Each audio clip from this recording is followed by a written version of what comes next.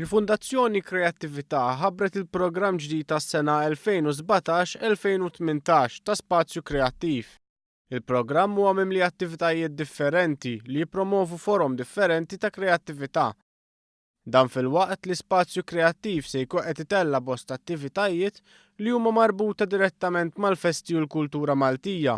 Il-ħidma ser tkun qed tifforma parti integrali mill-programm tal-Belt Kapitali Ewropea tal-Kultura Valletta 2018.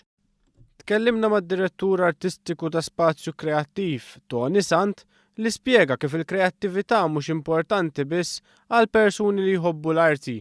Il-kreattività hija xi ħaġa li teżisti f'ħajjitna anke jekk aħna ma tantx tinteressana l-arti jew nkella l-kultura hija xi ħaġa li forsi noħduha fuq granted u qiegħda hemmhekk.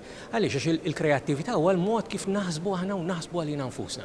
Wieħed ta' min jinnota li wħud mill-attivitajiet mhux se jsiru fit-Teatru tal-Kavallier ta' San Ġagbu, iżda se jmorru fl-iskejjel mal-istudenti fiċ-ċentri ċiviċi biex jippromovu anzjanità attiva u f'imkejjen oħra tas-soċjetà.